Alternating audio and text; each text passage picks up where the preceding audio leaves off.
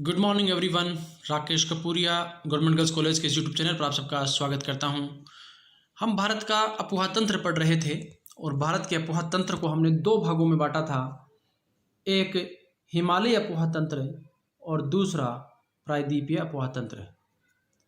हिमालय अपोहा तंत्र को हमने फिर तीन भागों में बांटा अलग अलग। एक सिंधु नदी का अपोहा तंत्र, दूसरा गंगा नदी का अपोहा तंत्र और तीसरा ब्रह्मपुत्र नदी का अपोहा तंत्र। अब तक हमने सिंधु नदी को पढ़ लिया, गंगा नदी को पढ़ लिया। इस लेक्चर में हम बात करेंगे ब्रह्मपुत्र नदी के उद्गम से लेकर उसके मुहाने तक उसका पूरा जो अपोहा तंत्र है उसके बारे में इस लेक्चर में हम बात करेंगे। यहाँ इस मैप में आपको एक ब्लू लाइन दिख रही है जो तिब्बत के पठारी क्षेत्र से निकल करके और भारत में एक यूटर्न बनाती हुई उत्तर पूर्व से बह रही है और फिर यूटर्न बनाती हुई भारत में प्रवेश करती है और उसके बाद में भारत से यह बांग्लादेश में प्रवेश करती है और बांग्लादेश से बंगाल के खाड़ी में प्रवेश करती है। तो ये पूरा एक एरिया है, पूरा अपोहा तंत्र है ब्रह्मपुत्र नदी का, जो तिब्बत के पठार से शुरू होकर के और बंगाल के खाड़ी तक पूरा होता है। इस दरमियान इसको अलग अलग नामों से जाना जाता है। अपने उद्गम से लेकर के अपने मुहाने तक ब्रह्मपुत्र नदी अलग अलग नामों से जानी जाती है। जैसे कि तिब्बत के पठारी क्षेत्र में जहाँ इसका उद्गम होता है यहाँ इसको सांगपो के नाम से जानते हैं। सांगपो नदी के नाम से जाना जाता है। कहाँ पर? तिब्बत में। जहाँ पर इसका उद्गम क्षेत्र है मानसरोवर झील के निकट, वहाँ इसको सांगपो के नाम से जाना जाता है। आगे यह हिमालय के साथ साथ उत्तर पूर्व की ओर बढ़ती है तो चीन में इसको यारलुंग जाम्बो के नाम से जाना जाता है। यारलुंग जाम्बो, यारलुंग जाम्बो के नाम से चीन में जाना जाता है। इसके बाद ये उत्तर पूर्व की ओर बढ़ती है तो अचानक एक यूटर्न लेती है और यहाँ पर भारत का एक पर्वतीय क्षेत्र है, पर्वत है जिसका नाम है नामचा बरुआ। क्या नाम है? नामचा बरुआ। पर्वतीय क्षेत्र है नामचा बरुआ। इस पर्वतीय क्षेत्र को काटती है और एक गहरे गोर्ज का निर्माण कर रही है। इस गोर्ज को कहा जाता है दिहांग गोर्ज कहा जाता है। जैसे ये यूटर्न लेती है तो भारत का पर्वतीय क्षेत्र यहाँ पर आता है। पर्वत यहाँ पर एक बिल्कुल दीवार की भांति अरुणाचल प्रदेश की और चीन की सीमा पर खड़ा है। उस जो पर्वत है उसको काटा जाता है ब्रह्मपुत्र नदी के द्वारा और एक गोर्ज बनाया जाता है जिसको हम कहते हैं दिहंग गोर्ज। और इसके आगे यह भारत में प्रवेश करती है अरुणाचल प्रदेश में। तो अरुणाचल प्रदेश भारत का पहला राज्य है जहाँ से ब्रह्मपुत्र नदी भारत में प्रवेश करती है। तो यहाँ पर इस नदी को कहा जाता है अरुणाचल प्रदेश में दिहांग नदी। क्या कहते हैं? दिहांग नदी कहा जाता है। क्लियर है? दिहांग नदी में दो नदियां आकर के मिल रही हैं, ये और ये। तो ये वाली जो नदी है वो है दिबांग नदी और लोहित। ये दो नदियां आकर के और अरुणाचल प्रदेश में ही दिहांग नदी में मिल रही हैं। इससे आगे यह नदी ब्रह्मपुत्र नदी कहलाती है। जब दिबांग और लोहित दो नदियां दिहांग नदी में मिलती हैं तो उससे आगे जो धारा का निर्माण होता है वो धारा कहलाती है ब्रह्मपुत्र नदी। और ब्रह्मपुत्र नदी यहाँ इस प्रकार असम की घाटी से होते हुए प्रवेश करती है और नीचे यहाँ बांग्लादेश में आती है।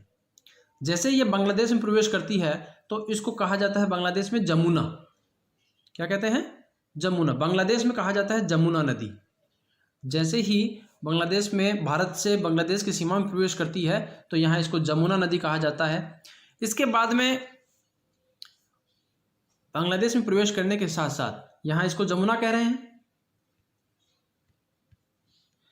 यहाँ एक नदी आ रही है और ये नदी यहाँ पर आकर के और बांग्लादेश में इसमें मिल रही है।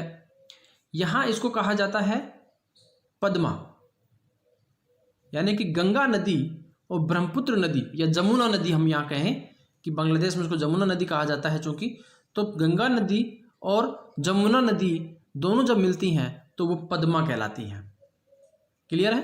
पद्मा कहलाती हैं। यहाँ पर एक सवाल मैं आपसे पूछना चाहता हूँ कि भारत की जो ये गंगा नदी है वह बांग्लादेश में जो प्रवेश कर रही है, पश्चिम बंगाल में प्रवेश कर रही है, तो ये किस नाम से जानी जाती है?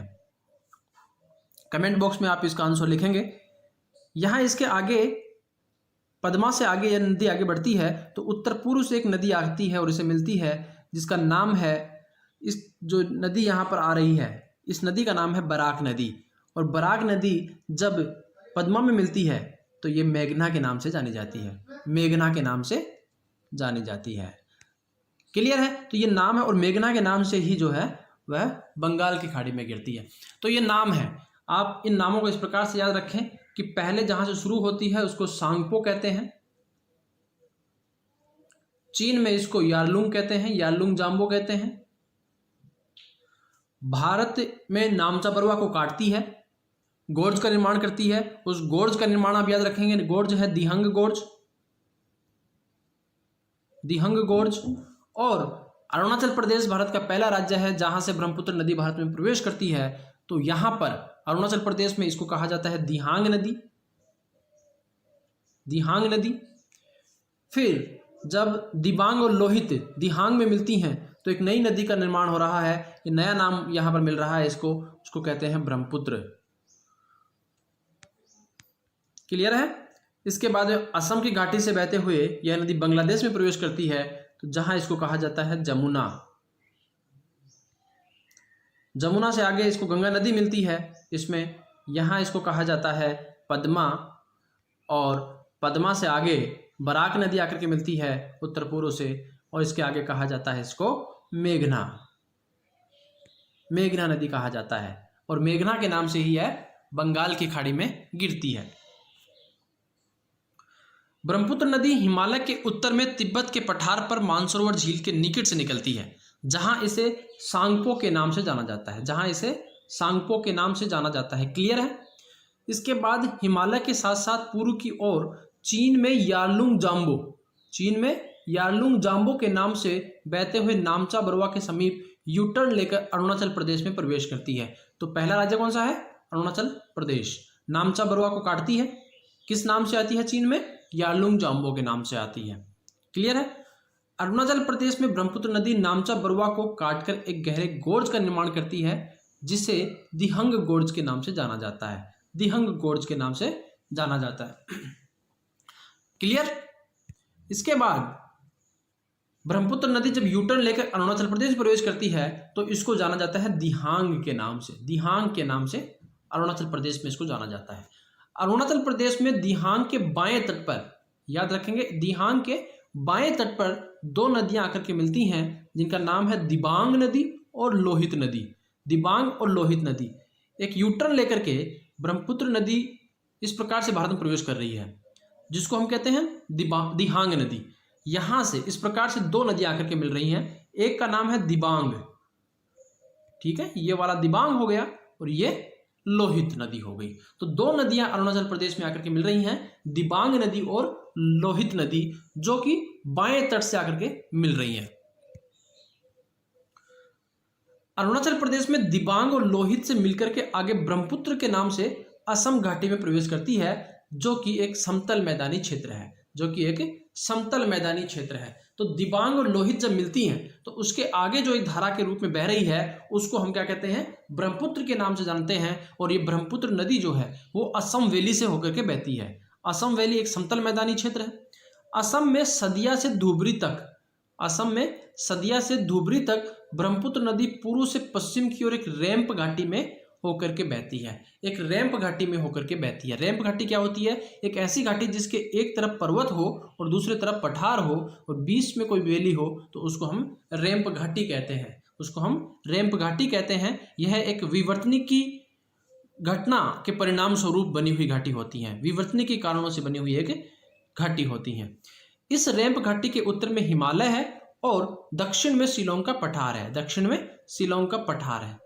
असम में ब्रह्मपुत्र गुम्फित जलमार्ग से होते हुए बहती है।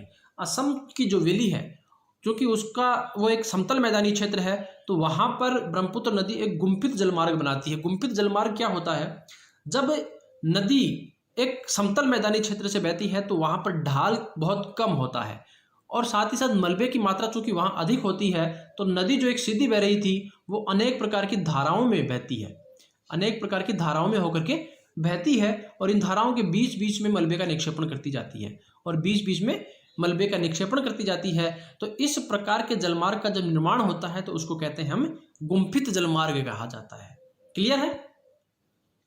इस गुम्फित जलमार्ग में ब्रह्मपुत्र नदी के बीच कई नदी द्वीप बन जाते हैं, नदी द्वीप पाए जाते हैं। क्यों बन रहे हैं नदी द्वीप? क्योंकि नदी जो है कई धाराओं में बह रही है, तो मलबे का निक्षेपण उनके बीच बीच में करती जाती है, तो कई बार ज़्यादा जो मलबा निक्षेपित हो जाता है तो वो भाग उभर करके ऊपर आ जाता है, जिसके चारों तरफ जो है जल ही जल होता है। तो ऐसे में वहाँ पर नदी द्वीपों का निर्माण हो रहा है।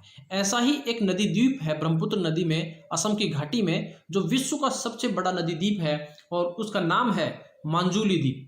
उसका नाम है मांजुली द्वीप, जो विश्व का सबसे बड़ा नदी द्वीप है। विश्व का सबसे बड़ा नदी द्वीप है मांजुली द्वीप, जो कि असम वैली में है, ब्रह्मपुत्र नदी के बीच में है। और क्यों बन रहा है?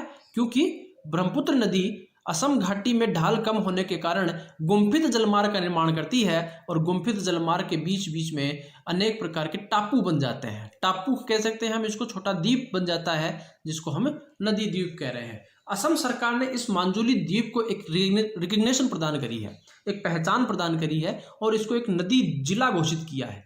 नदी जिला, रिवर डिस्ट्रिक्ट घोषित किया है असम सरकार ने। मांजुली भारत का एकमात्र नदी जिला है। मांजुली भारत का एकमात्र नदी जिला है। धुबरी के पास में, धुबरी भारत और बांग्लादेश की सीमा पर है, जहां पर ब्रह्मपुत्र अचानक दक्षिण की ओर मुड़कर बांग्लादेश में प्रवेश करती है। जहां पर दक्षिण की ओर मुड़कर के और बांग्लादेश प्रवेश करती है, जहां ब्रह्मपुत्र को जमुना के नाम से जाना जाता है। जमुना के नाम से जाना जाता है। ब्रह्मपुत्र नदी 3 देशों से होकर के गुजरती है। तो ब्रह्मपुत्र नदी भी एक प्रकार से क्या है? अंतर्राष्ट्रीय नदी है, जो चीन, भारत और बांग्लादेश से होकर के गुजरती है। तिब्बत वाला जो क्षेत्र है जहाँ से इसका उद्गम होता है, वो चीन के अंडर में है। तो चीन, उसके बाद में चीन में बहती हुई भारत में प्रवेश करती है, और उसके बाद में बांग्लादेश में प्रवेश करती है, और फिर बंगाल की खाड़ी में। तो चाइना, इंडिया और बांग्लादेश, इन 3 देशों से होकर के वो ब्रह्मपुत्र नदी बहती है। इसको अलग अलग क्षेत्रों में अलग अलग नामों से पुकारा जाता है। हमने पहले देख चुके हैं इस चीज़ को। तिब्बत में नाम याद रखेंगे आप, सांगपो नदी। चीन में यारलुंग जाम्बो, अरुणाचल प्रदेश में दिहांग, अरुणाचल प्रदेश में दिहांग, असम में ब्रह्मपुत्र, असम में ब्रह्मपुत्र, और बांग्लादेश में जमुना, बांग्लादेश में जमुना। इसी प्रकार से यह चल भी रही है। इसका जो अपवाह तंत्र है वो भी इसी प्रकार से है। क्षेत्र जो है तिब्बत में सबसे पहले, उसके बाद चीन, अरुणाचल प्रदेश, असम और बांग्लादेश, और उसके बाद में बंगाल की खाड़ी में मेघना के नाम से यह जाकर के गिरती है। तो अंतिम जो नाम है इसका वो है मेघना, जिसमें एक नदी आकर के मिल रही है। पहले जमुना, जमुना के बाद में पद्मा, तो पद्मा में गंगा मिल रही है, ठीक है। तो गंगा के मिलने के बाद में पद्मा कहला रही है, और उसके बाद में बराक नदी मिल रही है उसमें, तो वो मेघना के नाम से जानी जा रही है, और फिर मेघना के नाम से यह बंगाल की खाड़ी में गिरती है। ब्रह्मपुत्र नदी की कुछ सहायक नदियां हैं जो एग्जाम्स में पूछी जाती है, ऑब्जेक्टिव क्वेश्चंस पूछ लेते हैं कई बार इसको। जैसे दिबांग नदी और लोहित नदी, दोनों अरुणाचल प्रदेश से निकलती हैं और बाएं तट पे आकर के मिलती हैं। शुरुआत में जब दिहांग नदी होती है, जब यूटर्न लेकर के अरुणाचल प्रदेश में प्रवेश करती है, तो दिहांग के नाम से जानी जाती है, और वहाँ पर इसमें 2 नदियाँ मिलती हैं, दिबांग और लोहित। इसके अलावा धनसिरी, सुबनसिरी, जिया भरेली, मानस और तिस्ता नदी, ठीक है। ये कुछ नदियां हैं जो ब्रह्मपुत्र नदी की सहायक नदियां हैं। नाम आप याद रखेंगे, दिबांग, लोहित, धनसिरी, सुबनसिरी, जिया भरेली, मानस और तिस्ता। इसमें मानस नदी जो है वो भूटान से निकलती है और असम में ब्रह्मपुत्र नदी में आकर के मिलती है। भूटान से निकलती है मानस नदी और असम में ब्रह्मपुत्र नदी में आकर के मिलती है। इसके अलावा जो तिस्ता नदी है वो जेमू ग्लेशियर से निकलती है असम, सिक्किम में, और बांग्लादेश में जमुना में नदी में आकर के मिल जाती है। तिस्ता नदी के बारे में हमने पहले भी बात की थी कि तिस्ता नदी जो है वह सिक्किम से निकल करके और बांग्लादेश में प्रवेश करती है, जहाँ यह जमुना में मिलती है।